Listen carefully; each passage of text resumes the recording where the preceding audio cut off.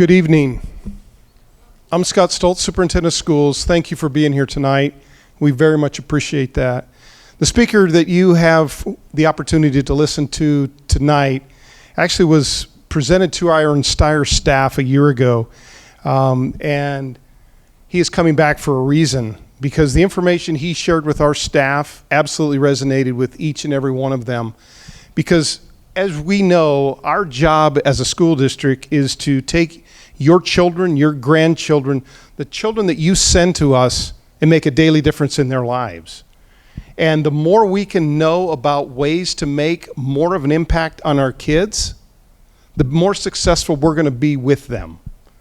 So this information you're going to hear tonight, this interactive dialogue that you're going to have, the information that's going to be shared with you tonight will resonate with you, I trust, as it did with us a year ago. Josh is also going to speak with our entire staff, similar to what he did a year ago, again, just because that information and the new information and the review of the information is that critically important as he continues to work with our staff throughout the year, our counselors, our other support staff, to continue to find new and different ways and better ways to build relationships with our kids. So I thank you. I thank you for being here tonight to gather more information, and there will be an opportunity for you guys to ask questions as well. So Josh comes to us. I initially heard him at a superintendent conference where, again, provided some phenomenal information, and it's like, this is a gentleman that's got to come to our district. He's got some information that absolutely will be impactful. So I'm going to turn this over to Josh. You don't need to hear more of me, but you need to hear a lot of him. So with you tonight is going to be Josh Varner. Thank you, Josh. Thanks for having me. All right. Thanks for coming out, guys. I know Mondays are crazy for families, and so I, really appreciate it. This is a pretty good turnout. I know everybody's really, really busy in this room, so I'm going to get through this as quick as I can, but also give you guys an opportunity to hopefully learn a little bit more about this topic. I call it Be Their Hero, Trauma-Informed Care. There's so many people in this community already making an impact on people that have been impacted by trauma. We're already doing the work, but the idea is, can we get better? Can we understand it better? Can we recognize people that are struggling in our community? Do we have tools in our toolbox where we can get the outcomes we want? Because this thing doesn't have to be a negative outcome. We have stuff that works, but the key is getting more people to do it more often, and that's why bringing our community involved in this is really, really important. So I'm glad you guys took the time to come out tonight, and I hope we all walk out of here 1% better. I always say if we all get a little bit better, man, our community is definitely going to feel that impact. So who's the guy talking to you? My name's Josh Varner. I got my master's in school counseling way back in 2003 from a school called Wisconsin Platteville. I wanted to be a high school football coach and a high school counselor. That was my dream. But I was the GA on the football team, so I got to break down film till about 3 a.m. every night, and then the head coach would yell at me every day. It was a super sweet gig, if you guys can get it. Really high-paying job. I paid like $7,000 a year. My kids are like, Dad, that was a lot of money back then. It was never a lot of money. But I fell in love with college coaching, so I got the master's degree. But I kind of put that dream on hold, and I became a college football coach, and I loved it. I loved the recruiting, the grind, the competition, the camaraderie. I really thought it was going to be my life's work. But then I met this cute blonde girl, Ashley, and she made me marry her. And we started having these beautiful kids. This one was, Justina was 1, and Claire was on the way. And I was still coaching college football, and I'm working 100 hours a week. And my wife is giving me the daily report because I'm going to work before she wakes up. I'm coming home after she's in bed, and I'm getting a "your child learned how to do this today" talk. And that wasn't the kind of dad I wanted to be. I want to be a great dad. And there's lots of great college coaches that are great dads, but I was having a hard time figuring out, how do I do both of these things at a high level? How do I excel in both these areas? And so I left the only career I ever knew, being a college football coach, but I had the master's degree, so I dusted it off. I was about 10 years old, and I thought, I'm going to take a job in community-based mental health, and I'm going to help kids with their mental health challenges, and I'm going to spend a heck of a lot more time with my own children. So I pivoted. I took a job in Mexico, Missouri at the Arthur Center, and I started helping kids with their mental health challenges. What I found real quickly when I took that job was my master's really taught me how to wield the DSM-4 TR. It's the DSM-5 TR now. That's the big mental health manual, Bible, so to speak. And really what I was trained how to do is label kids. I could walk into a school and give every kid a label. ADHD, ODD, bipolar, LMNOP, XYZ, everybody got a label. We'd send them down the hall to the psychiatrist. We'd give them some medications. That was the framework in which I was trained. But what I found real quickly was all the kids on my caseload had traumatic experiences. All of them had challenges in their lives. The medications we were giving them, while sometimes helped with their symptoms, were not getting me the outcomes that I desired. You know, I left her career, I was vibrant, successful, excited to go to work every day. Now I'm struggling. I want to help these kids. I don't know how to help, and I'm feeling burnt out. I think that's what leads a lot of us to burnout. I'm not getting the outcomes I want. And to be honest with you guys, I was thinking about switching careers again. You know, well, I got to do something where I feel like I'm making an impact and I'm excelling. But I was really fortunate. I saw my first trauma-informed speaker about 10 years ago at Hickman High School in Columbia, Missouri, and it was transformational for me. Shifting my paradigm away from what's wrong with that kid, labeled disorder, to what have they experienced, and what experiences do I now need to create in their life for them to heal from that trauma. Those are two totally different frameworks. And I'm a lifelong learner, so I picked up a bunch of books and read them. I'd go to conferences and learn from experts. I would listen to podcasts. There's so many ways to learn today, guys. And I just tried to absorb. And the more I learned, the more I understood these kids I was working with. I started getting the impacts that I wanted. And I think that's the drug, you know, a lot of us are hooked on. We love seeing young people grow, develop, and heal. About 3 years ago, I was approached on speaking on this topic. I did not want to be a public speaker. Does anybody here want to be a public speaker? It is the number one fear in America, public speaking. People fear public speaking more than death. That means when you go to a funeral, the guy giving the eulogy would rather be in the casket, okay? It's a Jerry Seinfeld joke some of you got. But I didn't want to do this, man. This is scary up here. But I just wanted to get people, I live in Jefferson City, Missouri. I just wanted to get them trauma informed because we had a lot of kids in our community impacted by trauma. And if I got more teachers to do this stuff, social workers, foster parents, grandparents, more people understood this stuff, more kids would get the help they needed. And so I just started talking to people about it. You know, fast forward 3 years later, guys, I get to share this message full time. I travel all over the country. I do this for a living. And I hope that you get some of those light bulb moments, aha moments. And really, this is about a better understanding of the human condition. This isn't just kids. This is adults. This is family members, community members. How do we recognize when people need our help, love, and support? And how do we give them what they need to heal from those childhood experiences? When I was a teacher, so I went from the community-based mental health side to the school system because nobody makes the impact teachers do, man. They make the biggest impact on kids because they get the most time. Whoever spends time with children makes an impact on children. It's really that simple. So I was a high school football coach, school counselor. I've been an at-risk teacher. My last couple years as a Fulton Public Schools doing school-based mental health work. And so, but when I was a teacher, I got dinged on my eval because I didn't put the objectives on the board. So don't worry, guys. We got that covered today. Give me a star. We got about an hour and a half. It's kind of why I'm thinking for this today, guys. So bear with me. I think anything longer than that, and we got to take bathroom breaks, right? But what are we going to learn? How big's the problem? I want to get through this as quick as I can. There's some ugly data, but we got to know where we're at today. How many people in Sheridan, Wyoming are impacted by trauma? What's going to happen to those kids if somebody in this community doesn't do something amazing? Okay? What do they look like and act like? What does trauma look like and act like? Because you're not going to know people's stories. A lot of times we think we know more than we know. I know, I read a report, I know their family, I know this, I know. You don't know. A lot of people don't know their own trauma history. Trauma impacts how memories are stored and recalled. And guys, we're experts at minimizing our own stuff. I had an audience member one time, he's like, I didn't experience any trauma. I'm like, good, I'm happy for you. And then later on my talk, he's like, yeah, when I was a kid walking to school, I got shot. I was like, well, that's traumatic. He goes, that stuff happens all the time in my community. I'm like, well, that doesn't make it, you probably had several traumatic events, right? But we're so good at minimizing our own stuff. Like that stuff that happens to other people might be traumatic, but not me. But most of us have experienced trauma. Pretty much, I bet you everybody in this room has experienced something. And then what are the tools and interventions that help people recover from trauma and thrive? That's where I want to spend most of my time. I'm not negative on this topic at all. Yeah, where we're at today isn't where I think we could be, but this community could look completely different in one generation. We get serious about doing this work. 'Cause we have stuff that works. We just need more people to know what the tools are and do it more often, and people can recover from trauma and thrive. So I think you're going to walk out of here feeling hopeful. I know I'm very hopeful about the future, and I want to hopefully inspire you to feel the same way. All right.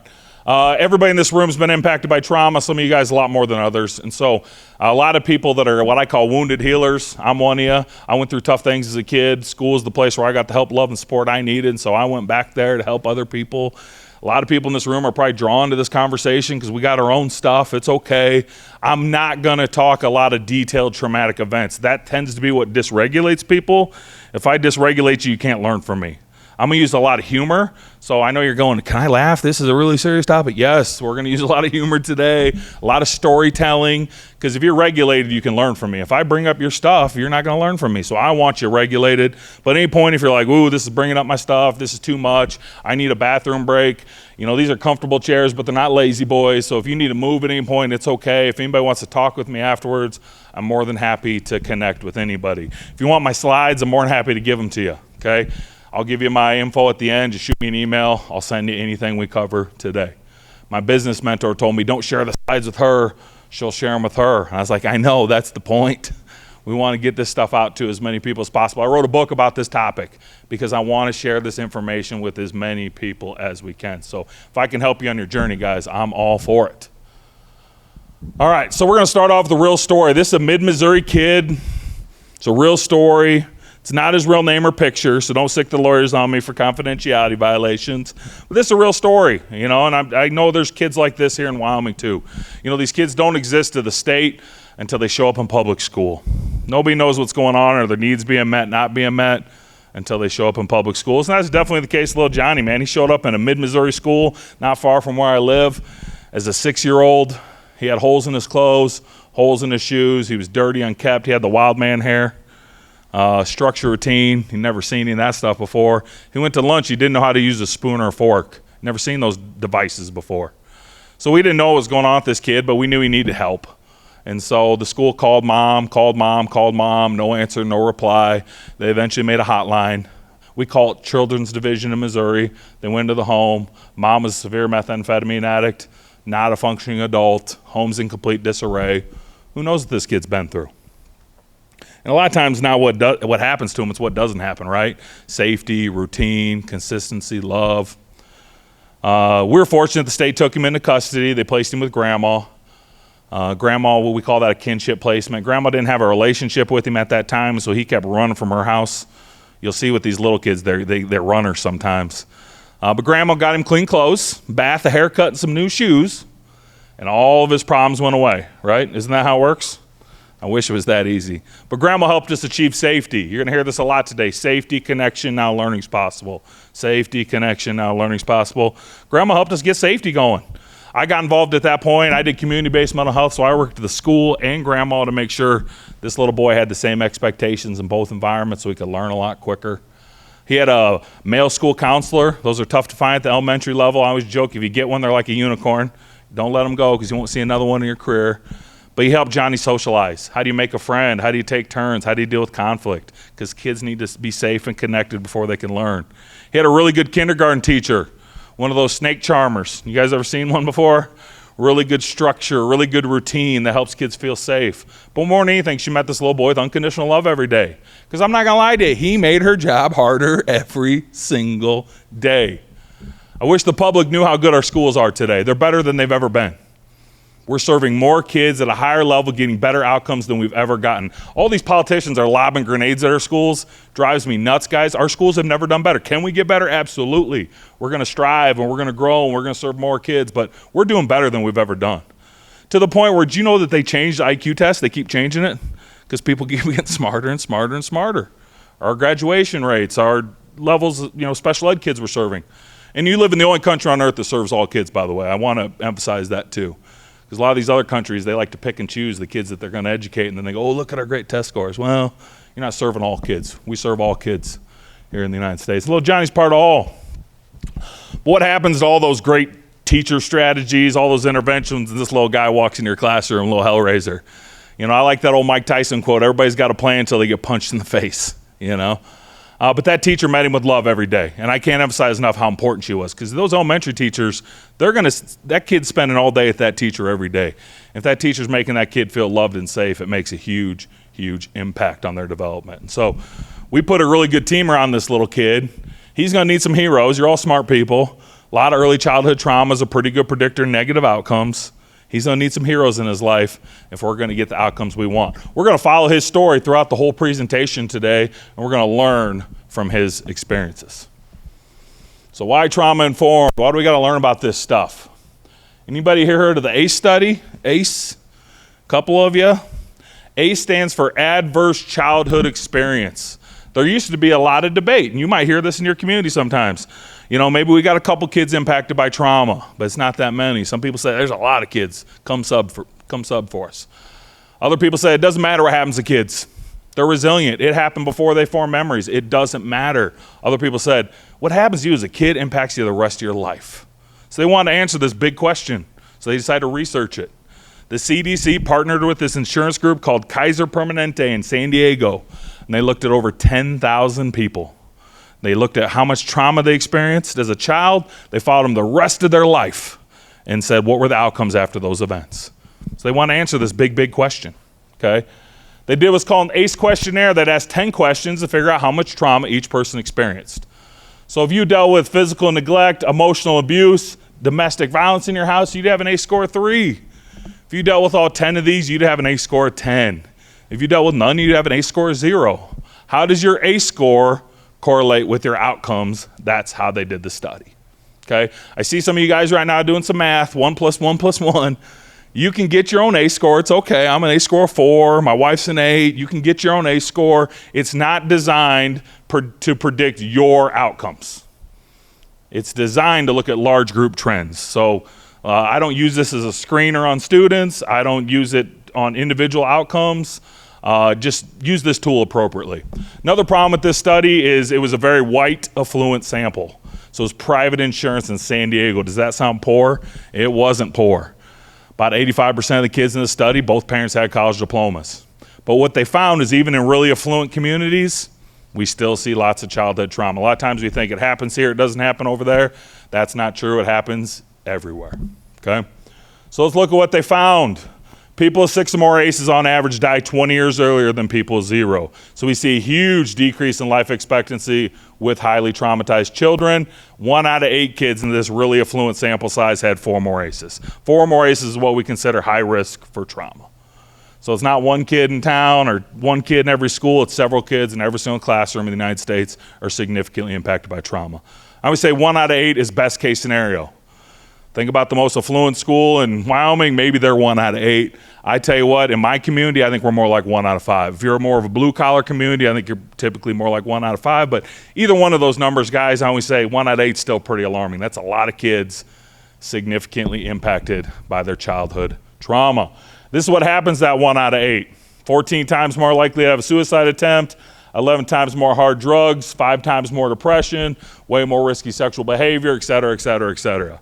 5 out of the 6 leading causes of death double once you get to 4 more ACEs, and it correlates with everything, guys. Autoimmune diseases, psoriasis, diabetes, you name it. All correlates with childhood trauma. You're probably thinking, how the heck do you go from neglect to liver disease? How are those things connected? Well, if you're a visual learner, you're going to have a great time today. I got a bunch of good visuals for you. If not, grab a taco with me afterwards. We'll have a little dinner. But this is the lifespan of a person. Okay, birth at the bottom, death up top. I think this visual explains how this happens pretty well.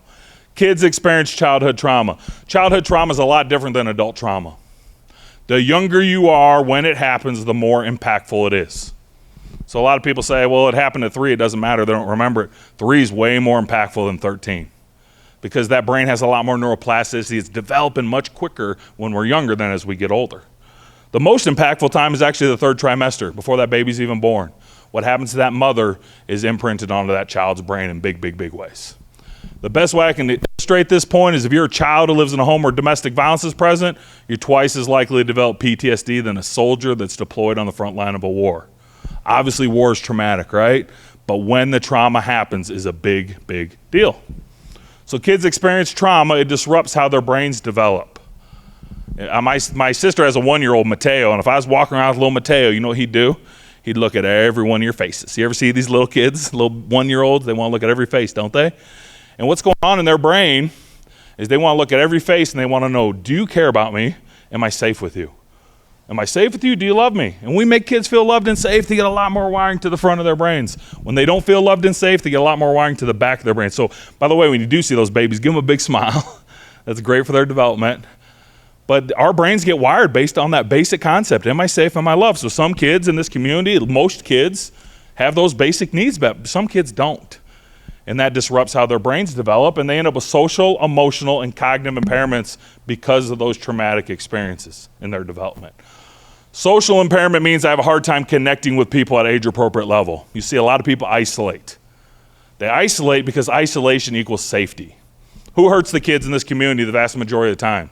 Lions, tigers, bears? Who's hurting kids? Adult human beings most of the time. So their brain learns at a really young age, I need to get away from adults. It doesn't say this one's safe, that one's not safe. It thinks they're all unsafe. And you'll see kids isolate because if they connect with you, you could hurt them. So I'm going to be alone. But all of our resilience comes from our relationships to each other. So if we let them stay alone, we're going to get a negative outcome, okay? And all human beings have two primary needs, safety and connection. You'll see this some of these kids, you start building a great relationship with them, you're knocking down their walls, you're like, I'm finally getting in. And as soon as you get in close, you know what they do? They push you away. Some of them push away by biting you, kicking you, F-ing you, throwing a table. Some of them push you away by putting their head down and ain't talking to you anymore. But distance equals safety. And a lot of adults, they think, that kid doesn't want anything to do with me. That's scary. I don't want anything to do with them. But we got to do the opposite. We got to lean in. Because they'll push us away. We lean in. They push us away. We lean in. They push us away. You know, eventually, they don't push us away anymore. Because we're the first safe adult in their life. And if you're safe, you could be safe. You two are safe, maybe this whole room's safe. It only starts with one relationship. Who's going to be the one that makes that kid feel safe first? That's why I always challenge my teachers. Emotional impairment. I have a hard time regulating my emotions because of my trauma. You see lots of anxiety. Anxiety is designed to keep you safe. If I'm anxious all the time, I'm identifying all the threats.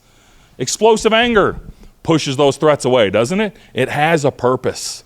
Depression, shut down. That allows me to go down so I can recharge, so I can be hyper aroused again. That nervous system is doing what it's designed to do, which keep kids safe. And then cognitive impairment, I'm gonna talk to the teachers about this tomorrow, but you can't learn until you feel safe and connected. So for a lot of students, they're coming to school, those needs are met, they're ready to learn day one when they walk into school. But for our traumatized kids, we gotta be real intentional about connecting with that kid that's pushing us away, making that kid feel safe so they can learn from us. If we don't do that, they don't learn from us. And we get kids with big gaps, 5 years behind in math, 6 years behind in reading. It's not because they didn't have good teachers. It's because they were dysregulated at school. We got to regulate brains before we educate brains. I'm going to talk about parenting technique on that one later. Middle school is where the high-risk behaviors start popping up. Anybody got a middle schooler at home? I got a middle schooler. A lot of fun. Everybody should have a middle schooler, right?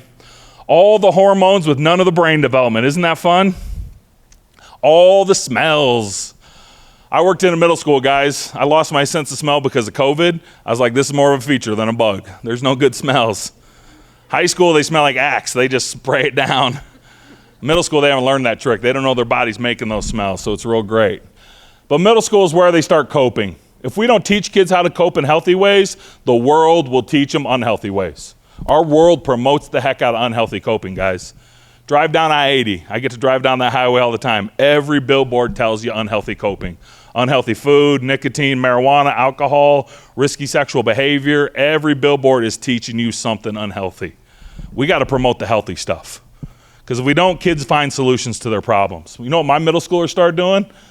Young age, they want to be loved, want to connect, they start engaging in risky sexual behavior. Are they physically, emotionally ready for those things? No way. But they're trying to get a need met. They start vaping to deal with their anxiety. Smoking marijuana, deal with their anxiety. Short term, this stuff helps. Long term, it'll ruin your life. Those boys start drinking alcohol, deal with their anger, right? They start getting kicked out of math class because they feel like they're too far behind. It's easier to get kicked out than dig out. So they start coping in unhealthy ways. That leads to disease, disability, and ultimately early death. So that's how these problems stack over time. We used to think, man, if we taught all these kids how to cope in healthy ways, we'd get rid of all the negative outcomes. And that's a big piece of the puzzle. We do need to teach kids how to cope with these uncomfortable feelings in their bodies in healthy ways. But the other big piece is we got to make them feel safe and connected. Because they don't feel that way at home. They come to school, they don't feel that way. They go home, they don't feel. Well, that's a dysregulated nervous system. They think 90 to 95% of disease comes from stress. So we got to make sure these kids feel safe and connected wherever they're at, home, school, wherever. That's going to be a big part of getting positive outcomes too. So what is trauma? It's anything that overwhelms your brain's ability to cope. I don't worry about the events. I'm not going to know what they are 90% of the time. And guess what? What's traumatic for you won't be traumatic for you anyway. It's very individualized, and you don't get to pick it. A lot of us go, well, I went through worse. That wouldn't impact me. You don't get to pick it. I've worked with so many trauma survivors, guys. I've seen little events have massive impacts. I've seen huge events have no impact. It's amazing what the brain decides to attach to safety and what it doesn't. Okay, so don't judge people's trauma. We don't get to pick it. How does trauma wound? When you think trauma, think disconnection. It's a disconnecting problem. Disconnects us from ourselves, our ability to regulate our emotions, learn, grow, be the best versions of ourselves. The biggest one is it disconnects us from other people. We isolate for safety, and all of our resilience comes from our connections to each other. You do not need to fix what anybody's going through. You just got to make sure they're not alone with it. If they're not alone with it, they'll be resilient. You're going to hear that a lot today. All of our strength comes from our connections to each other. And then God, am I lovable? Do I deserve love? Am I safe? Is the world safe? Is the world a good place? Trauma impacts your entire worldview. So for a lot of these kids coming back to school, they're like, man, the world's safe, the world's fun, my teacher's safe, life's good. For other kids, this is everyone who's a threat because you look like the people. That's a completely different worldview, isn't it? Because those life experiences are different. So trauma is the response to the event, not the event itself. There, we got through all the bad news. Thanks for sticking around. Ugh, I hate sharing that stuff. It's not good to hear. Here's the good news. Your history of connection is a better predictor than your history of trauma. So trauma is a good predictor of negative outcomes. I think I made that super clear for like 20 minutes. History of connection is a better predictor. History of connection is the #1 predictor of how long you're going to live. It beats out smoking, diabetes, body weight, blood pressure, all these things to predict life expectancy. Social connectivity beats them all. And so that's our human superpower. We don't need to fix what these kids are going through. I remember I worked with kids. Mom abandoned them when they were little. Dad's an alcoholic. How am I going to fix it? How am I going to fix it? I used to feel the weight of the world. How am I going to fix it? You know what the research says? I don't have to fix it. I just got to make sure they're not alone with it. When human beings can go through unimaginably difficult things, when they're connected to other people, they are resilient. We used to think we could teach resilience. We're going to teach these kids how to be resilient. That is not backed up by the data. It's a gift we give somebody by connecting with them. And once I learned that, guys, like a weight off my back. I don't have to fix it. I just got to connect with them. I can do that. I can check on you every day. I can let you know you're not alone. I can let you know we're going to get through it together. That's what works. And think about any challenges you've had in your own life. We've all been through tough things, right? How'd you get through it? Somebody came along and helped me. Somebody made me feel safe and connected. Somebody let me vent. Somebody helped me feel safe. We all got heroes in our life. And that's something I love doing with our teachers. We just share them all out, and I hear the same people. I had a grandma, I had a teacher, I had a coach, I had a pastor, and that's how I got through hard things, and that's why I'm helping other people. We all have those people in our lives. And what I love about having a community event here today is we're all reaching in, aren't we? We all got somebody we can impact their life. We can see somebody struggling, and we can lean in instead of lean out. Because what happens most of the time? Ooh, you're challenging. I lean out. That's our natural response. But now that kid's alone, now we're going to get in it. We got to lean in. And it's hard to lean in. But you start understanding the why behind some of these challenging behaviors, it's a lot easier to lean in and give them the connection they need to heal from trauma and thrive. So let's get back to our boy Johnny. Man, I wish I could tell you when every kid would recover from trauma and thrive. Wouldn't it be great if I said, hey, just do this for 6 weeks, you'll never have another problem? Gosh, I wish it was that easy. Human beings are way too complicated. Every person's different. I've had kids where I banged my head against the wall for years and felt like I made zero impact. That's real, that happens. And then I get a phone call 3 years later. Hey, Mr. Varner, will you come to my graduation? You graduated? You made a big impact in my life. I'm like, I don't remember it that way. I remember a struggle. Because these kids are like plants. Every interaction changes their brain. I want to let you know that. Literally every interaction you have with somebody else changes their neural wiring. What? Yes, we're going to dive into that science later. But some of them, it's below the surface. It's all roots. Sometimes these kids' roots will grow for years before you see them bloom above the surface. You know, some of them bloom right in front of you. Oh my God, aren't those the fun ones to work with? Aren't those the ones you get excited to see every day? Johnny was a bloomer. He was an above the surface kid. So I would work with him, intervention, see change. Oh man, I was pumped every time this kid was on my calendar. I'll never forget when he quit running away from grandma's house. You know what that meant? He's safe with grandma. That's a huge deal, isn't it? I remember celebrating on the way home. I'm driving him home and his counselor tells me, hey, he made a friend today. What? Now he's safe and he's connecting with people? This kid can learn. I'm driving him home. He's singing me the ABC song. He learned the ABCs. He's telling me his colors. He's showing me he knows how to count to 10. I'm watching this little boy bloom. And it's the most gratifying thing, man. When you work with somebody and you see him change, grow, nothing feels better than that. But I'll never forget, it was about February of his kindergarten year. He was sitting at the table with his friends, laughing, joking, smiling, having another great day. School counselor came up behind him and tapped him on the shoulder, and Johnny turned around and punched him right in the face, right in the nose, double nosebleed. I got the phone call you never want to get. The principal said, hey, we got to have an emergency meeting. Staff member assaulted, possible Safe School Act, possible expulsion. And I was worried about this boy, because I've been doing this job long enough. When you have kids in foster care and you kick them out of school, there's no place for them to go. We put them in residential facilities, 6 to 18 months on average, rarely get a positive outcome after that intervention. This little boy's feeling loved and safe and connected for the first time in his life. And depending on how this meeting goes, will probably depend how the rest of his life goes. He needed a hero in this moment. Let's talk about Johnny's brain. What's going on with Johnny's brain? Here's another joke for you guys. The brain is the most important organ you have, according to the brain. For some of you guys this summer, it was your liver. You had a really good time, right? That joke normally kills in Wyoming, so I don't know why you guys aren't laughing. I told that joke in Alabama, crickets. I was like, what am I, in a dry county? And this guy raised his hand. He's like, you're in a dry county. Don't make the liver joke. I'm like, okay. Wyoming people normally laugh at it. But anyway, what's going on with Johnny's brain? I think we make mental health too hard. I think we make it way too complicated. What we do is we come up with all these names, all these disorders. We got the DSM-5-TR. You get a packet on a kid, it's about this thick. Everything says disorder. And what we all naturally do, we all pull away. You don't pull away because you're bad people. You pull away because we pull away from things we don't understand, and they make it so darn complicated, don't they? And even if you do know what the disorder means, you ever notice they change the names every couple of years? So you never feel like you know what's going on? We don't have to make it so hard. I keep this stuff really simple. I teach this stuff to middle school boys. That's like a third grade girl, isn't it? It doesn't have to be hard. You just need to know what you need to know to impact somebody's life. You can help every kid in this community if you just understand front of the brain, back of the brain. That's all you need to know. Front of the brain, back of the brain. Where are they at? Front of the brain's super cool, guys. We have this prefrontal cortex. Allows us to make decisions, do thinking, complex thinking, thinking about thinking. That kept some of you guys up last night, didn't it? Metacognition.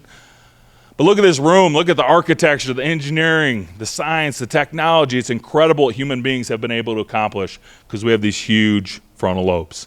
Amazing stuff. Think about the last 100 years. Incredible what we've accomplished. The only problem with the front of the brain, though, it's slow. Takes time to do complex thinking. Takes time to make choices. But we have the back of the brain, guys, this red stem back here. That part of the brain is instantaneous and automatic, laser fast. You have no control over the back of the brain. You guys are all digesting dinner. No control over that. Breathing, heart rate, blood pressure. Back of the brain's got it locked down. Back of the brain, no control, but laser fast. Okay, so front of the brain, slow and complex. In control, back of the brain, no control, laser fast. Make sense? Doesn't have to be hard. Can you imagine if one of these bears you guys got around here ran in here and attacked our friend? What's your name, ma'am? Billy's getting attacked by the bear. Billy and the bear. That sounds good, doesn't it? Do you guys want to be in the front of your brain or back of your brain during the Billy bear attack? Back. You imagine your ancestors drawing on the cave walls 25,000 years ago. Saber-tooth tiger came wandering in our cave, and we stayed in the front of our brains. Wonder why he's here. Why does he have such big teeth? Why is he growling at my kids? What should I do? If our brains worked that way, we all would have got Scooby snacked 25,000 years ago. But guys, Team Human's doing good. There's 8 billion of us. We're everywhere. We're crushing the globe. And we're doing great because we have this really, really complicated brain that allows us to build all this. But whenever in a life or death situation, Billy's bear attack qualifies, we all have this little thing in the middle of our brain called the amygdala. It's the shape of like 2 almonds. Weird word. Don't worry that. Don't remember that. Think smoke detector. You all have a smoke detector in your brain. And whenever you're in a life or death situation, it goes off. And it's just a switching station. We see this on brain scans. That slow, complex brain's offline. Back of the brain lights up like a Christmas tree. And you can only do 3 things. And you don't even get to pick which one. Your brain picks it for you. Does anyone know what the 3 things are? Fight, flight, and freeze. You don't even get to pick which one. Your brain will pick the one that gives you, not Billy, the best chance of survival. And what's that going to be for all of us except Billy? What's our brain going to pick? Versus a bear, what are you going to do? Fight, flight, or freeze? You're out of here, man. We're all going to run. We're going to go home. We'll procreate. We'll make up for our lost Billy. and time marches on. What a good system, right? Billy will probably get freeze. What our brain typically wants to do is run. If we can't run, we fight. If we can't fight because overpowering, we freeze. Bear definitely qualifies as overpowering. We typically freeze. Don't judge people's trauma responses. We can't pick them. We all like to think we'd be the hero. I like to think, Billy, I'm going to hit the bear with the chair. I'm going to save you. You guys will put me on the front page of the Sheridan Times. But realistically, guys, my brain will pick the one that gives me, not you, the best chance of survival most of the time. Can't predict it 100%, but most of the time. You know, I like history because when you turn 40 as a male, you either have to get into history or smoking meats. You got to pick a path, guys. I picked history. You can look at every battle in human history, you'll see soldiers fight, flight, freeze. These guys are highly trained for trauma, and they end up back here quite a bit. World War I is particularly cruel. Lots of soldiers executed on both sides for what they called cowardice. It wasn't cowardice, it was freeze, and it was flight when they met overwhelming danger. Okay? So don't judge people's trauma response. Can't control it. Front of the brain, back of the brain, smoke detector. Make sense? Doesn't have to be hard, pretty simple, right? But here's the interesting part. Your smoke detector remembers every single traumatic event of your life forever. Not 5 years, not 10 years, forever. But it doesn't remember through a memory. It doesn't store memories. It stores it through your senses. What'd you taste, touch, smell, hear, see? You get the same stimuli, the brain's going to give you the same fight, flight, freeze that kept you alive last time. What your brain's trying to do is predict the trauma before it happens. Okay, so you guys bring me back next year to do PD. We got Billy's memorial bench up front. It's really nice. We took care of you. It's a great joke. I appreciate you laughing. Everybody's like, is it okay to laugh? It is hilarious. Billy's laughing. We can laugh. You guys smell a bear. What are you going to do? See ya. If you hear a bear growl, what are you going to do? Run. Your brain is responding to the bear before the bear even appears. What a great system. Think about how many of your ancestors survived because their brain could predict the traumatic event before it happened. Great system. Helped us excel as a species. But what happens when I have trauma on top of trauma on top of trauma on top of trauma on top of trauma on top of trauma on top of trauma on top of trauma? Got a lot of stuff setting off my smoke detector now, don't I? Spent a lot of my life back here in fight, flight, freeze. Not nearly enough of my life up here where I'm making decisions, growing, and being the best version of myself. And guys, that's what PTSD is. Too much time back here, not nearly enough of my life up here. And I say kids all the time, but does this impact adults in our community? Heck yeah, this stuff doesn't just disappear when you turn 18. But the impact, the experiences we have as children are much more likely to impact us going forward than as adults. Because adults, we can recategorize safety a lot easier. So something happens and you go, okay, that was unfortunate, but now I'm safe. But when you're 3 years old, your brain can't do that, right? And it makes a much bigger imprint on us because our brain's developing a lot quicker. So front of the brain, back of the brain, smoke detector, makes sense? Doesn't have to be hard, doesn't have to be complicated. Human beings, the ultimate adapters. Do you know dolphins have bigger brains than we do? What? They do. Ours are more neuron dense though, team human, right? Chimps have big brains. We're not the only ones with big brains. Why are we so different? We're different because chimps, dolphins, et cetera, are about 95% pre-wired. It means a chimp's going to be a chimp, a dolphin's going to be a dolphin. You can teach them a couple tricks for food, but they're going to be what they're going to be. Human beings are only 5% pre-wired. We're 95% our environment. And that's why we adapt and we thrive in a multitude of environments.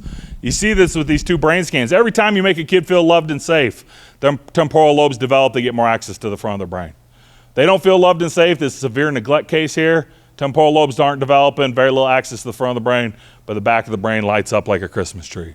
A lot of people say good brain, bad brain. I don't look at it that way. If you're a child living in Ukraine, that's a better brain.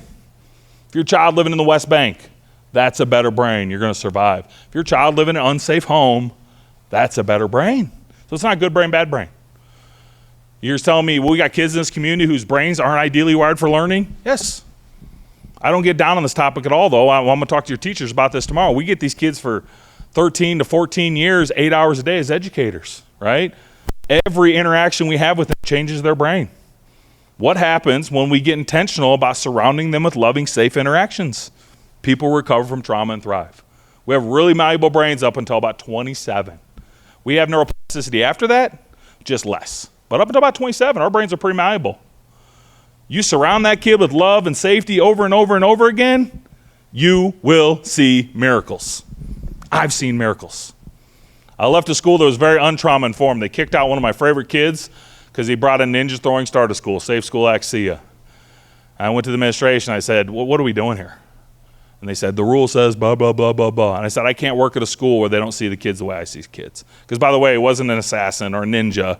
He was an immature boy who didn't have a mom. And his dad was an alcoholic, and he needed guidance and love. And are we going to give it to him? I went to a school that got this stuff. I did a bunch of trainings before they hired me, and I saw miracles. Because you do this stuff by yourself, people will change. You surround that kid with as many people as possible that gets this stuff, you will see miracles. I've seen miracles. I worked with a young lady, first time I met her, she was under a table, hissing like an animal, trying to stab me with a ruler. Public school, baby, we get them all. But I got a big old file on her. She just spent 2 years in a residential facility. Her mom abandoned her when she was little. She lived in a home without running water or electricity. And the state of Missouri said, Educator. What is she telling me when she's under that table? She doesn't feel what? Safe. So should I teach her math? I know that feels like a no dub, but you'd be amazed how much we missed that one. I got to teach her safety.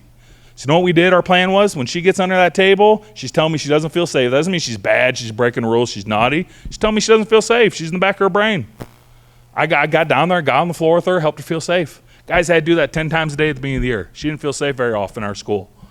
And then it was 5 times a day, then it was once a day, then it was once a week, then it was once a month. I don't have anything quick, but I do have stuff that works. When she starts feeling safe, we need to connect her, don't we?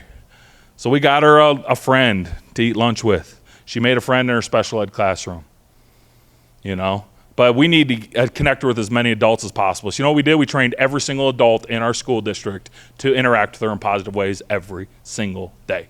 So when she got on the bus every day, the bus driver met her with a big smile. Man, I'm so glad you're on my bus today. Hope you have a great day. When she got off the bus driver's like, hope you have an awesome day. So glad you rode my bus today. She walked in the building, 2 adults greeted her with big smiles. So happy you're at our school today. Thank you for coming. The lunch lady fed her breakfast every day. You know what she said? Oh, I made this just for you. I hope you really like it. Sped teacher, principal, custodians. If you see her in the hallway, you stop what you're doing. Hope you have an awesome day today. Thanks for coming to school today. Big smiles, big smiles. What are we telling our brain over and over and over again? You're safe, you're loved, you're safe, you're loved, you're safe, you're loved. And what are we doing? We're changing her brain with every single one of those interventions. You fast forward 2 years, it takes time. I don't have quick and easy. I have stuff that works. She'd come into our school every day with the biggest smile you ever seen. I'd get a huge hug from her. You don't get a lot of hugs from middle schoolers, so you remember them. She loved our school. Why'd she love our school? So we met her needs, safety and connection. And guess what? She was only in that sped classroom 1 hour a day. The rest of the day, she's normal classes. All the learning gaps are shrinking. All the mental health gurus came to our school and they said, how are you successful? She has all the disorders. What did you do? And I said, you're making this stuff too hard. You're making it too complicated. Any plant out there is not thriving. What do we say? What's wrong with the soil, the sunlight, the nutrients? Any animal not thriving, what do we say? What's wrong with their environment? Why aren't they thriving? Any human being not thriving, what do we say? What disorders do you have? No, we're just like every other creature on this planet. How do we get intentional about creating the right environment for that brain to heal from trauma? That's what works. We're not going to social work our way out of this problem. Those people are really important. That's my chosen profession. But if that bus driver sees that kid twice a day and that social worker sees him twice a month, who's making a bigger impact? The bus drivers. Everybody tried to give me credit for that little girl having success. I was very little part of her success. That lunch lady made a bigger impact than me, saw her twice a day. That bus driver twice a day made a bigger impact. That pair, oh my God, incredible impact on her life, right? And so don't give me credit. Whoever interacted with that child the most made the biggest impact. And that's what we got to do. We got to think about, because unfortunately what happens most of the time with a traumatized kid, they have a lot of poor behavior because they're in fight, flight, freeze. What kind of interactions are people having with them every day? Positive or negative, predominantly? Yeah, a lot of negative. You're bad, this is bad, bad behavior, bad, negative. And what does that do? That reinforces their traumatic worldview, doesn't it?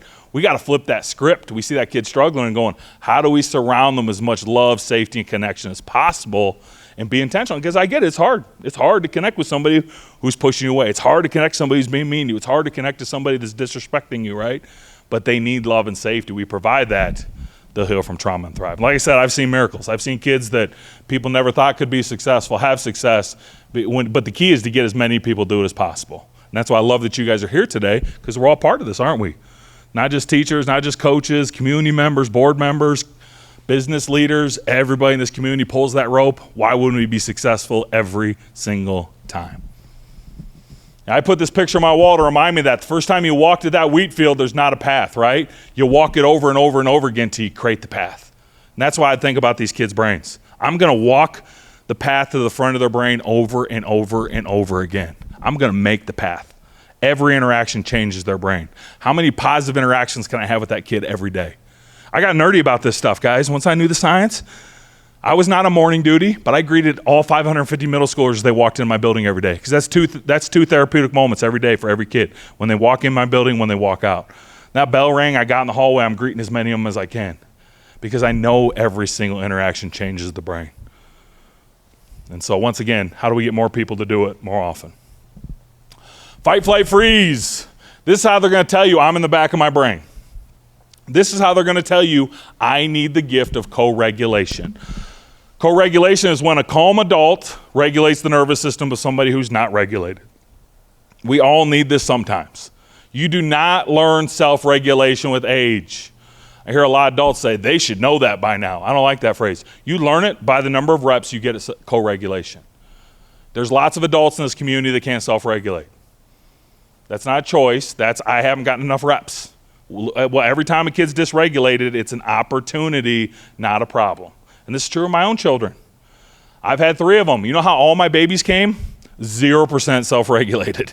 Think about that baby. How many times? You do it and you do it well and you do it consistently, they start to learn how to self-regulate over time. I have a 14-year-old. She can self-regulate pretty well, but a lot of times she still needs me.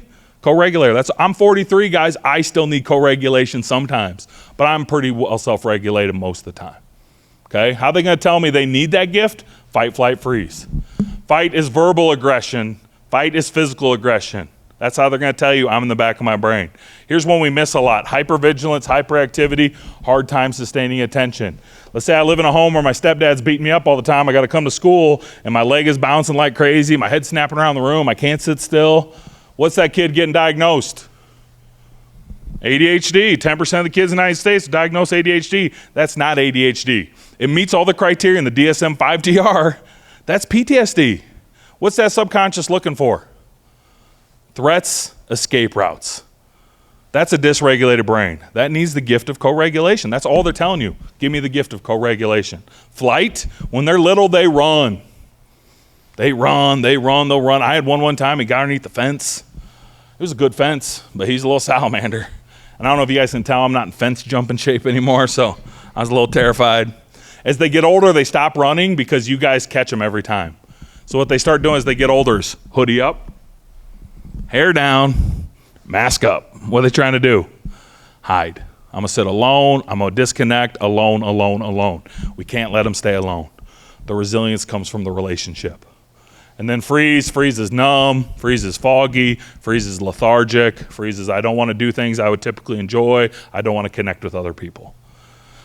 Freeze is I've had too much emotional pain for too long and my body just numbs it all out. That's why we see kids doing things like cutting. You're like, why the heck would anybody hurt themselves?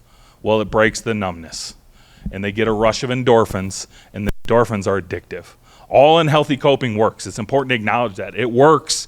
We want to replace it with something else that works that isn't unhealthy. That's the idea. And you guys ever get runner's high? Yeah, me neither. But when I do yoga, I get a rush of endorphins when I get done. And that's what these kids get when they self-harm. So that's the why behind it. You get that, and it makes you want to do it again. Like, you know, that activity, that rush of endorphins you get from exercise, it's really similar. Fight, flight, freeze. If the response doesn't equal the stressor, think trauma. So if this behavior doesn't make sense, well, what's going on right now? That's where your trauma's hiding. Okay, if I see a soldier on the 4th of July and the firework goes boom, and they hit the ground and they're dressed blues, do I need to talk to that soldier to know they experienced trauma? No, the stressor and response are not aligned. You should be safe. You're in Wyoming. The brain doesn't think that way. The brain thinks, smoke detector hears that concussion sound and thinks what? I'm in war. I can't tell you how many soldiers I've talked to that said, my brain saved my life so many times overseas. My brain is perfectly adapted to war. It responded before I could think, but it's not perfectly adapted for back home, right? And it's the same of, any type of trauma. We're responding without thinking. We're responding automatically. I'll give you an example of that. It's my daughter, Claire. She's pretty cute, right? School nurse flagged her. I put that picture up there because the school nurse flagged her for vision. My wife took her to the optometrist. She came home with those pink glasses. You know what she said? Dad, I get to have glasses just like you. I'm so happy. Oh, what a great moment. They were not cool when I was a kid. They're cool now. You can wear glasses, guys. I quit wearing my contacts when I started changing diapers. I'm like, I ain't touching my eyeballs anymore. But you guys do you. She's happy. I'm happy. Life is good. My wife is not happy. And what's going on is my wife is dysregulated. But I don't know this. So my wife says, ugh, Claire has to have glasses. This is awful. And what happens is she's dysregulated, and it dysregulates me. And I don't respond in great ways. So I say dumb things like this. What's wrong with people with glasses? Now, did I make her feel more safe or less safe? Less. So I'm going to get a bigger response now, ain't I? She says, oh, asthma on glasses is terrible, awful. I feel terrible for her. And that just escalates me. And I say dumb things like this. I was wearing glasses on our first date. What'd you think was going to happen? I'm getting out Venn diagrams like an idiot. Not helpful. And that happens all the time at home. Let's be real, with our own children, at our school system, wherever you want to talk. Kids get dysregulated. They dysregulate us. We escalate the kid. The kid escalates us. That happens every day. And we've all guilty. I'm guilty. Read my book, guys. I talk about all the times I've messed it up. No judgment. That's what happens all the time. What we got to learn how to do is get curious. And I do this professionally, so I got lucky and I got curious. And I go, should my wife be this upset in this situation? No way. Does not make sense she's this upset. So where's the trauma? What am I missing? So I start asking the right questions. Honey, help me understand. I don't get why you're so upset. What am I missing? Is there something from your past? We couldn't figure it out because she's dysregulated and I am, so we're not going to figure nothing out. But about 3 hours later, we're both calm. We're reflecting. And she said, I was thinking about what you said. I had a memory. When I was 7 years old, my mom died. And I had a lazy eye, so they took me to the optometrist, and they put drops in my eyes. And I cried, and nobody would comfort me. Nobody would help me. I was all alone. Well, 30 years later, she went back. Did her smoke detector forget?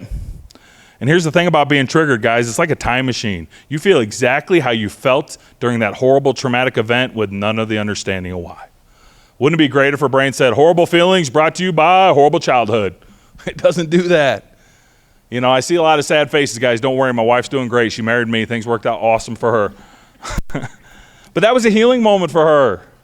She now knows those feelings came from this place. She got to express feelings that have been trapped in her body for the last 30 years. She now knows if I go to the optometrist, I'm going to feel this way. That's a trigger for me. But here's the tools I have in my toolbox to deal with those uncomfortable feelings. That's how we heal. And guess what? She's getting older. She has to go to the optometrist now. She's went a couple days ago. She goes, it might be a rough day. Oh, but here's the tools I got. And we got a chance to unpack it when she got home. She's doing fine.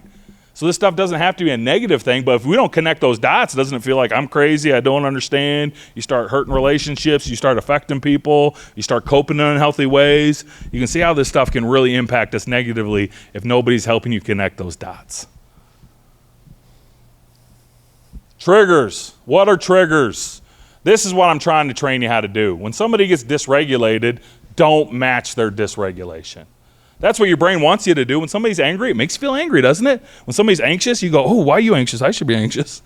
If you're shut down, depressed, it brings us down. That's real. There's a phenomenon called mirror neurons. And we do that as a survival mechanism. We feel the way the people around us feel. So it's hard being around dysregulated people. What I want you to do is get curious. What just happened? Time of day, who are they interacting with, sounds, situations. You get curious, you'll find people's triggers. You find their triggers, you can cut the triggers out of their life. And they won't get dysregulated, or you can teach them how to deal with those uncomfortable feelings. Breaking routine is the number one trigger I found. Routine equals safety. Let's make every single day look the same. Bedtime routine, wake up routine, meal times, all those things. Same. Make every day look the same as much as you can. I know it's not always possible, but the more you make it look the same, the safer they're going to feel, the less behaviors you're going to see. It's really that simple. If you do have to break their routine, tell them about it a couple days ahead of time. We're going to do this new thing. I always do whenever I hit the road. Hey, I'm going to be leaving. This is the day I'm leaving. This is the day I'm coming back. Communicate it, over-communicate it. And then when you do, you still might dysregulate them. It's okay. You're not mad. I know I changed your routine. You're going to struggle with that. I'm going to regulate you afterwards. Okay, and I'm going to give you a couple activities to do that. Feeling out of control, rejection. Kids get way more rejection today than ever. These dang apps, cell phone, Snapchat, all this stuff is contributing to all the problems we're seeing today. Confrontation. You're either escalating or de-escalating. There is no neutral. You're making it better or worse. You're either reinforcing their trauma or you're helping them heal from their trauma. There is no neutral. And we've all done it wrong. I've done it wrong, but we do better and we know better, right?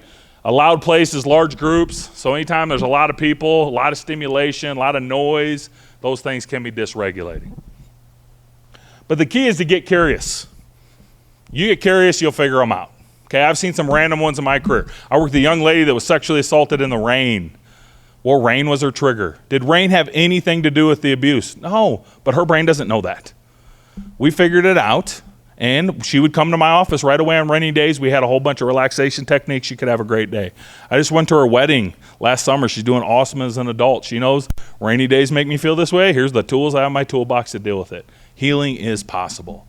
The weirdest one I ever saw in my career, the teacher was wearing the same deodorant as the abusive stepdad. The teacher would walk by that kid and whoo, big old fight response. I had to read about that one in a B.D. Perry book. So the only reason why I figured it out, it's probably the greatest trigger I ever found in my career. You know how cool teachers are? Hey, I know you've been wearing the same deodorant for 15 years, but can you switch it? Can you buy it with your own money because you're a teacher? Teacher swapped deodorant, kid was fine. And people go, that doesn't make sense. That's because it's not a conscious thought, is it? The back of the brain doesn't make sense all the time. It doesn't. It just thinks that smell equals danger. That's what it's associated with. And so you can see how this stuff's not personal. It sure feels personal when you flip out and yell and scream and throw a chair. It has nothing to do with me. It's everything to do with what happened to you. I can reinforce it, or I can help you heal from it. The brain is just trying to achieve safety. It's not personal. It's not personal. I used to take it all personal. You're disrespecting me. You're ruining my day. It has nothing to do with me, guys. The brain is just trying to achieve safety. And once I learned that, I stopped taking this stuff so personal. If you don't take it personal, you can stay calm. If you can stay calm, you can regulate somebody. That's the stuff that works. You probably want to know what happened to little Johnny. I showed up at the meeting. I'll never forget. The counselor had gauze packed in his nose. He looked at me and said, I love this little boy. This little boy loves me. But how can we let him back in school? How am I safe? How's anybody safe if Johnny's in our school? Fair point. Because getting punched in the nose feels what? Personal. Does anything feel more personal than getting punched in the face? It's like the most personal thing that can happen to you, right? But was it personal? Take a kid that's never been neglected or abused, tap them on the shoulder from behind. How do they respond? Some kids startle. Most of them just turn around and go, what's up? Why did Johnny have a different response? He's been abused. To this day, I don't know exactly what happened, but I can guess. He had a meth-addicted mom, all the bad people that go with it. One of those bad people grabbed him from behind. They were there to hurt him. He didn't have anybody protecting him in that home. How did he survive? He fought. He fought. In my profession, we call that a maladaptive response. I hate that term. That's a bad response. Was that a bad response when he was all alone? That was a life-saving response, right? That was life-saving. But guess what? His brain does not know the difference between that unsafe home and his safe school. It only knows if somebody touches you from behind, this is how you survive. And I brought that brain diagram in. I talked to those teachers about front of the brain, back of the brain. I talked to them about how Johnny's smoke detector was overreactive because of the trauma he experienced. And it was amazing. Once people understood where that behavior came from, they shifted away from safe school act expulsion to what has this kid been through? How do we help him? How do we love him? How do we be a hero in his life? And we make that fundamental shift in how we view people in our community. I say kids, but kids, adults, anybody that's been impacted by trauma, why can't every person be successful? How are we looking at it? How we interpret it? Because most of the time, what do? We look at everything as a choice, don't we? Fight, flight, freeze isn't a choice. The brain is constantly changing. That phenomenon is called neuroplasticity. How do we rewire the brain? Bruce Perry looked at this. They found that the brain, every 20-second interaction creates new neurons. The brain actually doesn't want 2-hour conversations. It wants lots of short ones. And if we can surround them with short, positive, that's what works. That's what helps people heal from trauma. So if you got somebody in your life that's been impacted by trauma, I'm thinking, how many times a day can I connect with them in a positive and safe way? Every single one of those short little interactions changes the brain. I tell teachers all the time, guys, I'm not waiting for 10 good behaviors. I'll be here all year. I go, hey, I really like your glasses, cool shoes, good job at the basketball game last night, way to bring your backpack. Tons of stuff that have nothing to do with their behavior.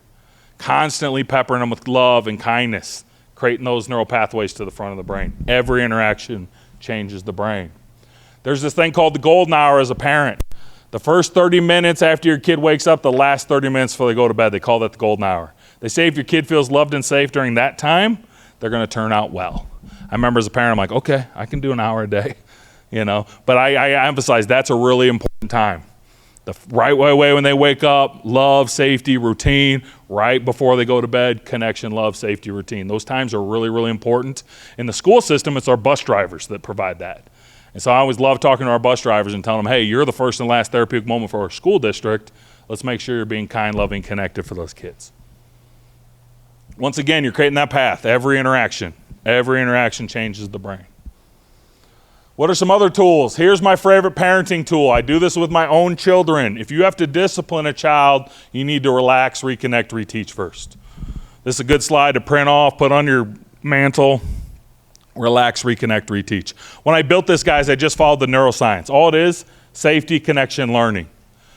What we do wrong as parents a lot of times is you have a kid in the back of their brain and you immediately move into what they did wrong in discipline.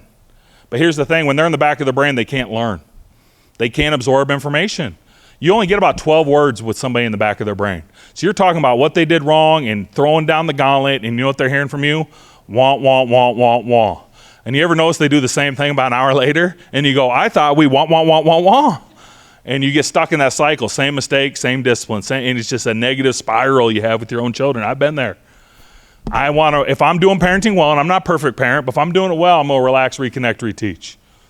All I'm going to do is get safety and connection so that they're regulated in the front of the brain so they can learn from me. You have to discipline children. That's how they learn. Discipline is love. But if you don't regulate them before you discipline them, you're wasting your time. They're not absorbing the information. Okay, so how do we do it? Relax. The first thing I got to do, and I can't emphasize this one enough, is I got to keep myself calm. I am really good at this with other people's children. With my own, it's more work. I'm being real with you. It's harder with my own kids. I do this one all the time at home. I'm really upset right now. I'm going to take a walk. When I come back, we're going to address this behavior. Because if I'm upset, I can't calm my child down. I can't. It's impossible to calm somebody else down if you're dysregulated. Even if you're saying the right words, if your tone is off, you don't feel safe in your own body, they will pick that up. So do you have an activity? I always found space is a really good regulator. So if I take a walk, I step away, I give it cool down time, that's good for me, and that's good for the kid. Once I get calm, I can calm them down with I want to stop the fight, flight, freeze with the coping strategy. I'm going to give you a couple here in a little bit, how you regulate those nervous systems. Reconnect, you got to connect before you correct, okay? So I got to connect with them before I correct them. I do that by listening and validating. I'll go into that in more detail here in a second. And then now reteach.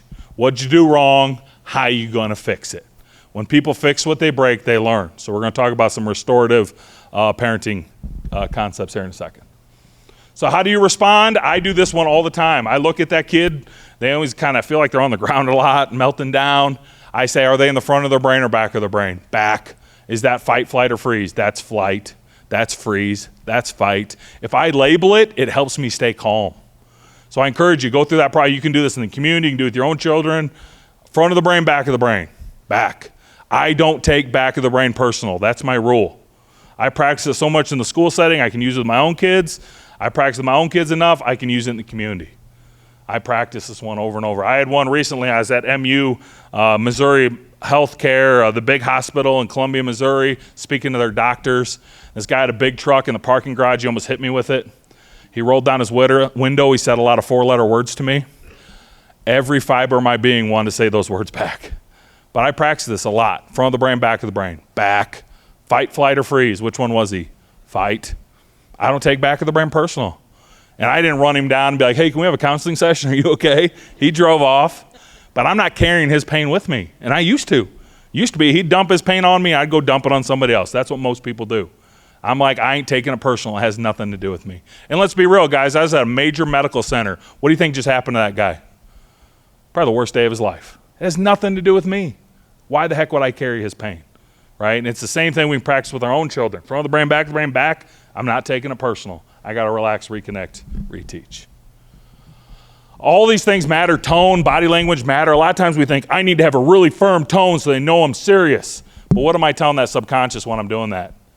You're not safe, you're not safe, you're not safe. The behavior's gonna get stronger. What we wanna do is be calm, quiet, calm, and safe. Hands at the side, lots of space. I actually tilt my body. If you square up on somebody, this is more threatening. If you break their egg, we don't have bubbles, guys. If you want your own children to talk to you, go for a car ride. They'll talk all day long. It's less threatening. It's not nose to nose. You break their egg, they don't like that. If you don't believe me, get in the elevator and face the wrong way and see how people treat you. You're making them, it's not their conscious mind, guys, it's their subconscious. They feel more safe or less safe with every interaction. So relax. I find talking escalates. If you talk to a dysregulated brain, you're just gonna escalate it. If Tiffany just found out her boyfriend Todd was talking to Skylar last night and you're like, hey, tell me about Todd and Skylar, does that calm her down talking about it? We dump gas on stuff all the time, don't we? Tell me about what happened. Oh, here comes the big flames. I don't want to escalate. Talking escalates. My two favorite strategies are movement or mindfulness. Movement is let's go for a walk. Let's shoot hoops. Let's kick a soccer ball. Movement gets the fight flight energy out of their body. That's why it works. Mindfulness is like coloring books, scratch art, dot to dots. The reason why that works is I'm getting their brain right here doing something. If they're doing something, they're thinking about that. Not the past, which is where depression comes from, not the future, which is where anxiety comes from. I need to get their brain right here. I don't call it mindfulness because then kids won't do it. I just say, hey, let's do this activity for a minute, then we're gonna touch base together. Okay, talking escalates. Once I start getting that nervous system calmed down, now I'm gonna connect. Listen and validate. Listen and validate. If you're talking, you're doing it wrong. If they're talking, you're doing it right. We want them to unload it all. Unload it. Because when they unload, they release. I don't even care what they say in this step. They'll be like, my teacher's a jerk. And I want to be like, you're a jerk, they're my friend. I just let them get it all out. Get it all out. Listen and validate. Most people are not very good at this because it's not modeled in our culture very well. Most people do this. Your pain makes me feel uncomfortable, so I minimize your pain to make myself feel better. That's what most people do. If you do it, I'm not judging you. That's just what was modeled for you. Most people do this. Well, God wouldn't give you more than you could handle. That is helpful. Or men, we love doing this one. Have you tried this? You should do that. You should do this. Nobody wants a solution. I used to struggle with this one as a professional counselor, so I'd say, do you want a solution or do you just want to be heard? You know what they said every single time? I just want to be heard. Nobody wants a solution. So I quit asking the question. They just want to be heard. Listen and validate. I validate the feeling, not the behavior. So I never say, great job throwing that chair. I've never seen one fly that far.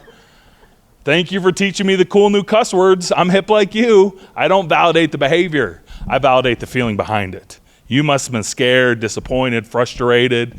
That's going to help them feel heard. Because if they feel heard, they feel connected. I need them to be connected with me to learn from me. Okay? You're probably wondering how I got that really good looking wife. Listen and validate. Throw in a dash of humor and you can outkick your coverage. That one's free, guys. It's not even part of the presentation. Now I'm going to reteach. Now I got them calm and connected. They feel heard and supported. What did you do wrong? How can you do it better next time? And then how are you going to fix what you broke? You know, if you hurt somebody, how are you going to fix your relationship with that person? That's your responsibility. You hurt them. If they hurt you, they need you to look you in the face. You need to tell them how they felt, how you felt. That's how you're going to wire their brain from empathy. These things are empathy killers, man. Kids are doing 90 to 95% of their communication on these things. They get no empathy wiring from looking at a screen. They get it by looking at faces. I want to get these things. I mean, I'm glad schools are getting rid of these. Amen. Get them out of our schools. They're spending way too much time on these things. These things are bad. This is the big tobacco of our generation, just so you know. We're going to be digging out of this hole for a while. These things are really, really damaging. And so if we're not having face-to-face conversations where they're having to fix relationships with real people, they're not learning empathy. If they don't learn empathy, that's the thing that guides them into healthy behavior. If they tear something up, make them fix it, right? Hey, you throw all the books off the wall. You're going to put them back. That's how you're going to learn. You know, removal is not an effective strategy. Relax, reconnect, reteach. What else can we do? 10 to 1 positive to negative. What? This guy's out of control. 10 to 1. 10 positive interactions for every negative. The Gottmans are the best marriage researchers in the planet. You know what they said about marriage? I can predict whether or not you'll be married to your spouse in 5 years based on your positive negative research ratio to 92%. If you're not hitting 5 to 1 with your spouse, researchers say 92% of the time you'll be divorced in 5 years. 5 positive interactions for every negative. Well, we need the same thing for our children, don't we? 5 positive for every negative. But with traumatized kids, I double it to 10 to 1. And here's why I double it. Their natural lens is negative. So if they don't know how you feel about them in the moment, their brain puts in negative. And so I don't want to create any pauses where they get to fill it in their own gaps with their trauma lens. So I'm constantly peppering them with positive. Great job. Appreciate that. Thank you. Positive, positive, positive. So I'm going to challenge you 10 to 1. Like I said, I'm not waiting for 10 good behaviors. I'm pointing out things that make you unique, special, and amazing over and over and over again. Every one of those compliments does what? Heals their brain from trauma. Compliments are relationship glue. If you ever want to connect with anybody, point out something awesome and amazing about them. That is going to bring you closer together. If you take away one idea, it's these kids are alone. We don't want them to stay alone, right? So we need to plug them into as many things as possible. Clubs, sports, activities, uncle taking them fishing, youth group. The more people they're around that are healthy and safe, the quicker their brain will heal from trauma and thriving. Some of these kids need help getting relationship skills, conflict resolution skills. You know, if you grow up in the home where mom and dad are like, hey, this is my perspective. Thank you for sharing yours. I'm glad we were able to work through this conflict together. I appreciate you. If that's your house, you have great relationship skills and great conflict resolution skills. If you grew up in the home where they're like, hey, F you, and they threw cream corn at each other, you probably have poor conflict resolution skills. Well, there's a lot of people in this community that grew up in the cream corn house, right? I'm going to need help. If you want me to have these skills, somebody needs to teach them to me. You know, and that's going to help me get unisolated. Look at your neighbor and smile. Everybody give your neighbor a big smile. Do it. Everybody, come on. If you want to go home tonight, you got to smile. All right. You guys are all faking your smiles, I can tell. No, here's the cool thing. When you fake a smile, your brain still gives you dopamine. It's like, I don't know what's going on, but it's great. But that's not why I made you do it. I made you do it because when your neighbor smiled at you, it felt good, didn't it? It feels amazing to be smiled at. It feels amazing. Every smile is a therapeutic moment. Quickest way to tell somebody you're safe and I care about you. Why wouldn't we smile at kids more? I'm going to challenge those teachers tomorrow, this very thing. Why are we not smiling at kids more? It makes you happier, and it's a therapeutic moment for them every single time. Smile, smile, smile. Get them plugged in. I got apps. If you like apps, Headspace and Calm have a lot of good coping strategies on them. They're freemium apps, so some of it's free, some of it's paid, but you can use a lot of good stuff. I like to sleep to the rain on the window on the Calm app, for example. I think that's soothing. I got lots of books. If you like learning, you want to learn more about this topic, guys, here is a ton of books for you. I have a book, Be Their Hero, Trauma Informed Care. It's on Amazon.com.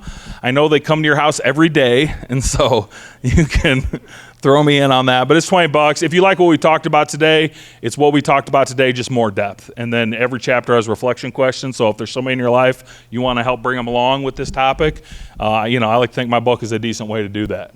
If you want to learn more, I got a lot of other good books though too. The Bruce Perry books are both very good. If you want to understand how trauma is at the root of all addiction, anything by Dr. Gabor Mate. He's got a movie, books, really, really fantastic work too. So there's a lot of good stuff out there. Don't feel like you have to. My book's the only one out there, but there's some other good ones too. The Body Keeps the Score is very, very good, but it's a little heavier. If you don't have a mental health background, it can be a little more challenging. But the Bruce Perry books, I feel like anybody could pick up. They're both fantastic books. So, all right, I'm gonna start wrapping up for you guys. I do want to let you know little Johnny is successful today. He's actually a middle schooler now. I've been at this a while. He still lives with his grandma. He plays sports. He has good grades. He has lots of friends. I met some of his teachers last year. You know what they said to me? That kid had trauma? No way. He's a joy to be around. I'm like, well, why don't you go ask that elementary counselor? But he's successful today because he had people that showed up for him in his life. He had a grandma that showed up for him, right? He had a counselor who took a punch. He had a principal that wouldn't throw him away. This stuff doesn't have to be a negative outcome, but it does mean I better have some people in my life show up and help me get through these tough patches. And that's what this kid's had. And he's going to be an adult in my community pretty soon. Not that far away, guys. A handful of years, and he's going to be an adult.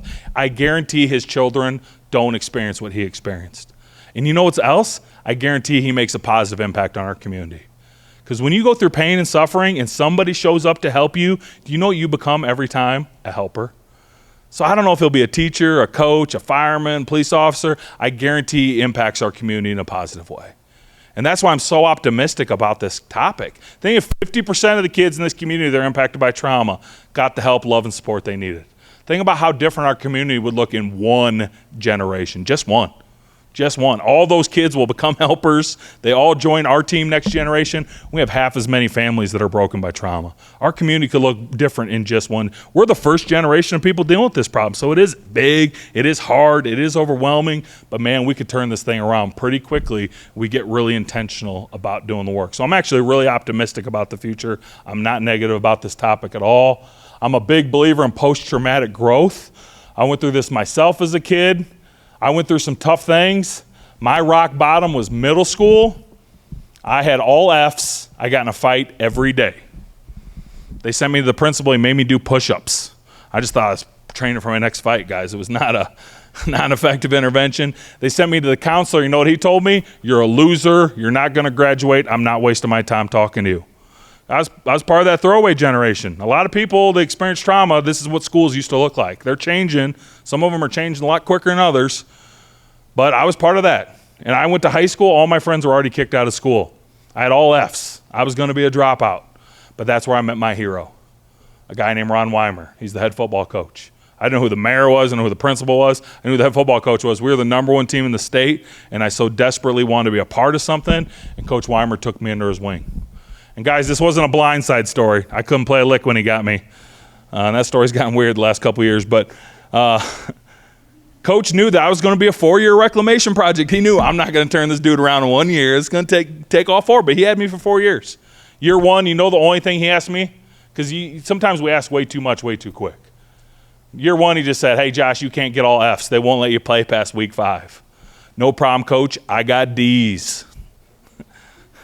Year 2, you know, we're getting a better relationship. He goes, hey, you got to quit acting like a fool in class every day. You're wearing my shirt, you reflect my program. No problem, Coach. I'll quit acting like a fool most of the time. By year 3, he developed me into a good player. And he said, hey, Josh, do you want to play college football? More football? Heck yeah, Coach. I'll play as long as they let me. Well, you got to get A's and B's. They're not going to let you into college. No problem, Coach. I started dating the school valedictorian. True story. She knows how to school. You know what I learned? If you get rid of those zeros, your grades go way up, guys. Sweet hack. If you study for 15 minutes for a test, I can get an A and a B. I ain't dumb. I just got to learn how to play school.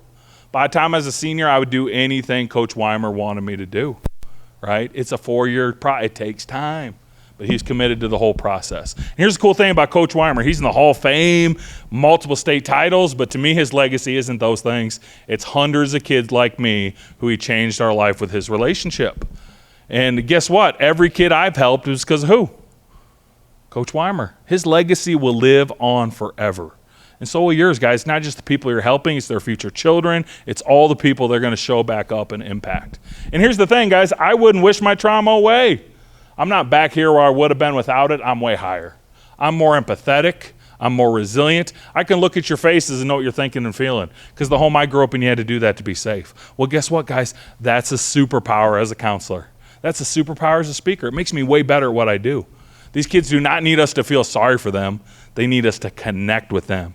And when we connect with them, all their beautiful gifts will pop out. There's so many amazing gifts in this community that are just buried underneath that layer. And if somebody connects with them, helps them emerge from that, it's amazing the things they're going to be able to do. I always think that's a great visual of post-traumatic growth. The more healthy relationships a child has, the more likely they'll recover from trauma and thrive. Relationships are the agent of change, and the most powerful therapy is human love. That's what works. That's what's evidence-based. If it ain't working, you know what we need to say? How do we increase the dosage? How do we get a couple more people in that kid's life to do these things more often? We do that. We do it consistently over time. We're going to get the outcome we want every time. You guys are all heroes in my book. You're taking time out of your day on a Monday night to come out here to get better. I appreciate it. I know you're all Clark Kenting it right now, but put your capes back on. Get out there pouring to somebody, make an impact in their life. If there's anything that I can do to support you guys, that's my cell. That's my email. I love doing this work. I'm here because I want people in Sheridan to get the love and support just like I want to do in Jefferson City where I live. So if I can support you, if you want the slides, shoot me a message, guys. I'm here to do the work, but I really, really appreciate you guys taking the time. You've been a really respectful, engaged audience, so thank you, thank you, thank you. If anybody wants to connect, I'll be down here for a little bit, but I hope you guys have an awesome evening, and thanks for coming out. I really, really appreciate it. Thank you, guys. Thanks. Thank you.